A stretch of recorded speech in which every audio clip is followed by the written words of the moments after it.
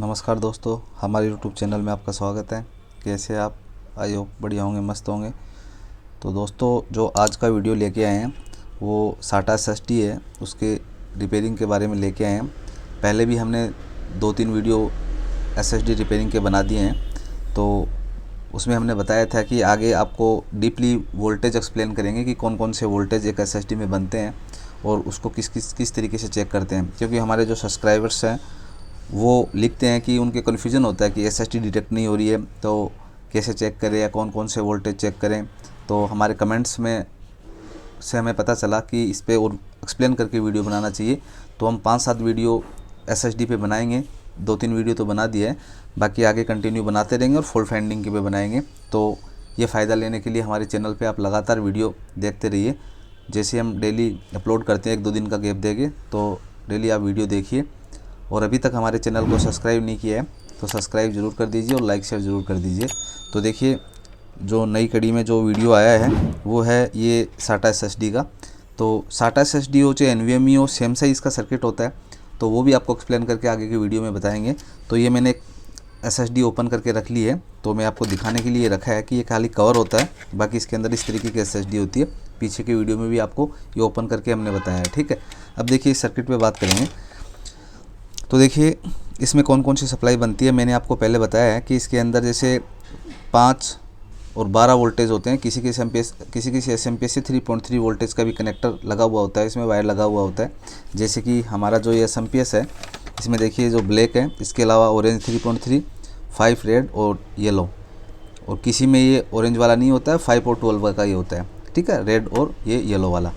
लेकिन देखिए, मैं आपको ये क्लियर कर दूं कि जो हमारी SSD होती है इसमें ओनली 5 वोल्ट की ज़रूरत होती है। येलो वाला वगैरह का कनेक्शन आगे नहीं होता है, यहाँ तक ही होता है।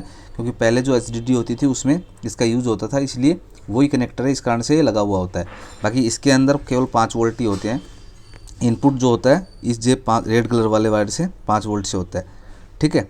और ये जो 5 वोल्टेज हैं ये कन्वर्टर के माध्यम से, ठीक है, रेगुलेटर के माध्यम से 3.2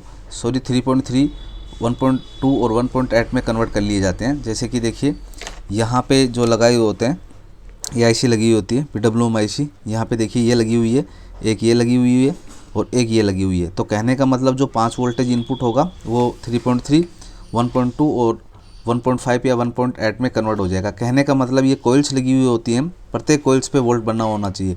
ये IC के आउटपुट पे लगी हुई होती है, ठीक है। तो 5 इन होना चाहिए, 5 के बाद में एक फ्यूज लगा हुआ होता है 5 वोल्ट पे, वो ओके होना चाहिए। जब डिटेक्ट नहीं होगी तो ये फ्यूज ही आपको चेक करना है, क्योंकि 5 वोल्ट इस पे आते हैं और ये आउट करता है फ्यूज के माध्यम से, फिर इन ICs पे आते हैं। तो हमें एक कोइल्स जो लगी हुई होती है IC पे, तीनों पे वोल्ट बनना चाहिए, ठीक है। ये इस तरीके की कोइल होती है। किसी में कुछ डिफरेंट टाइप की भी कोइल्स हो सकती हैं। जैसे कि इसके अंदर देखिए थोड़ी ये इस टाइप की हैं, ये कोइल्स हैं, ठीक है। तो कोइल, इन सभी कोइल्स पे वोल्ट बनना चाहिए। वोल्ट भी मैंने बता दिया आपको, 3.3, 1.2, 1.8 या 1.5 वोल्टेज ये बनते हैं, ठीक है। ये इन कोइल पे बनते हैं। यदि किसी भी कोइल्स पे मिस होंगे वोल्टेज तो इससे रिलेटेड सर्किट देखेंगे, जो कि ये हमारा ये PWM IC से लगी हुई है, उसको देखते हैं, ठीक है। तो वो जब तीनों सप्लाई बनेगी तभी हमारी SSD प्रॉपर ऑन होगी। यदि ये 3 सप्लाई नहीं बनेगी तो ये SSD ऑन नहीं होगी, ठीक है। तो जब डेड की प्रॉब्लम आती है तो मोस्टली इन्हीं 3 सप्लाई को देखते हैं। पहले 5 चेक करेंगे जो इसका मेन इनपुट है, फिर 3.3, 1.2 और 1.8 को चेक करते हैं, ठीक है।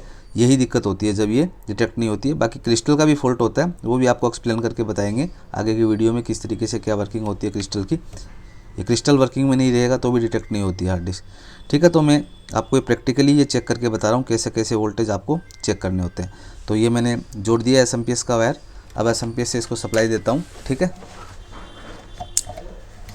यहाँ से सप्लाई दे दिया, LED इसकी ग्लो हो गई है, जल गई है।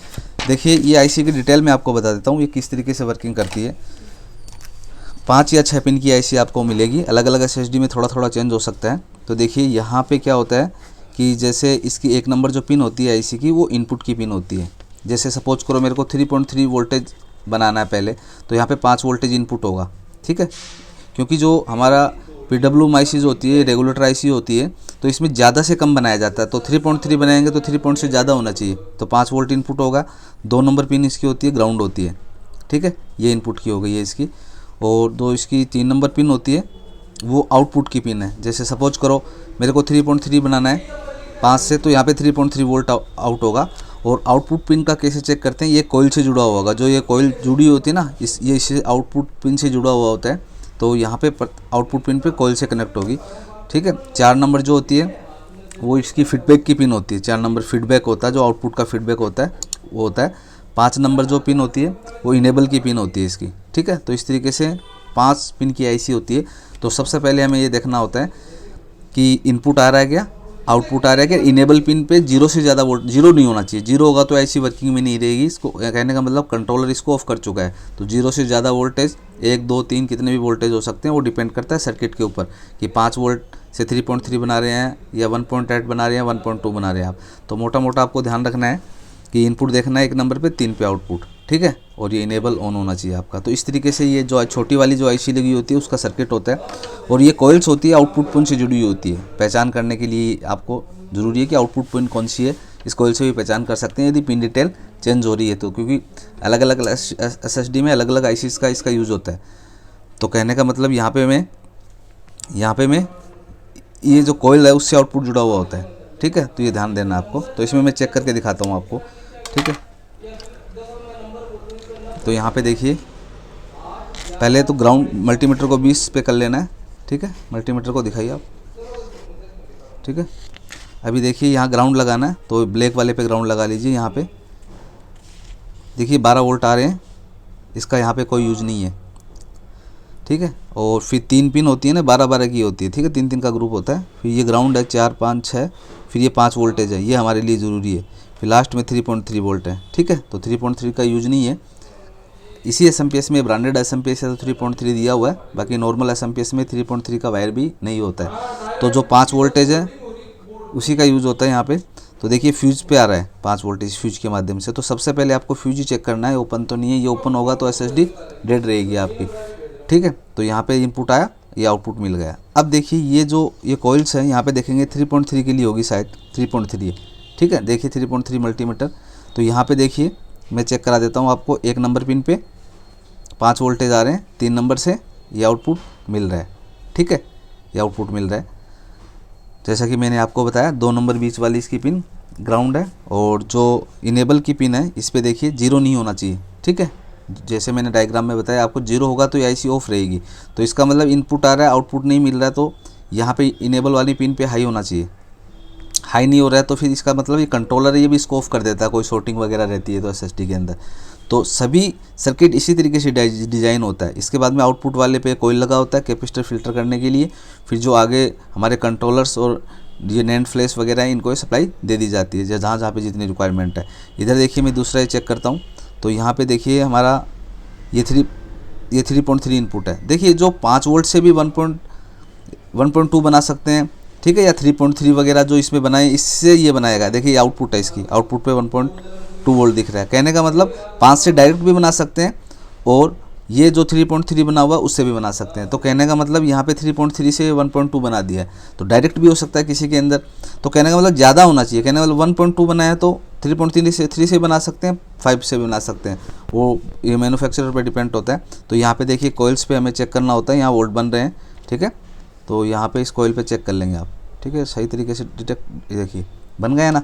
तो ये सप्लाई नहीं बनेगी सभी तीनों, तो डिटेक्ट नहीं होगी। तो आपको ये ध्यान देना है। तो जैसे मैंने इस पिन का बताया सेम इसी तरीके से इसका चेक करेंगे, सेम इसी तरीके से इसका चेक करेंगे, ठीक है। तो देखिए यहाँ पे ये सप्लाई बन रही है, ये इसका इनपुट होगा, इससे लास्ट वाली पे 5 वोल्टेज से बनाया है इसमें, ठीक है। तो यहाँ पे ये इनपुट है, ये इसका आउटपुट है। तो इस तरीके से बाकी आप ये और देख सकते हैं। यहाँ पे जैसे देखिए ये इनेबल पिन है, इस पर 0 से ऊपर है, ठीक है। इनेबल पिन पे 0 से ऊपर है, तो इनेबल पे 0 नहीं होना चाहिए, 0 होगा तो ऑफ रहेगी ऐसी। तो इनपुट चेक करना है, फिर आपको आउटपुट चेक करना है। आउटपुट मिल रहा है तो ठीक है, नहीं मिल रहा तो इनेबल पिन को चेक करेंगे। और देखिए इसके अलावा ये तीनों सप्लाई ऑन होगी तभी एसएसडी ऑन होगी, मेन आपको ये ध्यान रखना है। अब देखिए यदि कोई भी आईसी के अंदर क्या है कि कोई मिसिंग है सप्लाई, जैसे सपोज करो ये 1.2 की सप्लाई मिस है, तो आपको क्या करना होगा, या 3.3 की सप्लाई मिस है, एग्जाम्पल 3.3 की सप्लाई मिसिंग है, 5 का आ रहा है, 3.3 की मिसिंग है, तो आप क्या है कि बक कन्वर्टर वगैरह लगा के भी ये सप्लाई बना सकते हैं। क्योंकि ये सब जो छोटी आईसीज है ये हमारे पास अवेलेबल नहीं होती हर टाइम पे। तो इसका एक बक कन्वर्टर होता है जो कि हम 5 वोल्ट से या 3.3 वोल्ट से हम उसको 1.2 1.8 3.3 में हमारे अकॉर्डिंग सेट करके यहाँ पे अटैच करके सप्लाई बना सकते हैं। तो आगे का जो वीडियो होगा वो इसी पे होगा कि जैसे तीनों सप्लाई प्रॉपर नहीं बन रही है तो आप बक कन्वर्टर का यूज़ करके वो सप्लाई कैसे बनाएंगे। तो आगे के वीडियो भी आप ज़रूर देखिए, जिससे कि अभी तो मैंने चेक करके दिखाया, आगे यदि मिसिंग है तो उसका सोल्यूशन कैसे देंगे, ठीक है, उसको कैसे सही करेंगे। तो आगे का वीडियो भी इससे ज़्यादा इंपॉर्टेंट होगा, तो वो भी आप रेगुलर रहेंगे। और बाकी इस वीडियो में आपको क्या इंक्वायरीज़ हैं, कैसा लगा, आप कमेंट्स के माध्यम से ज़रूर बताएंगे, जिससे हमें आइडिया हो सके। और आपने हमारे चैनल को अभी तक सब्सक्राइब नहीं किया तो सब्सक्राइब ज़रूर कर दीजिए और लाइक शेयर ज़रूर कर दीजिए, जिससे ज़्यादा से ज़्यादा लोग इसका फ़ायदा उठा सकें। धन्यवाद।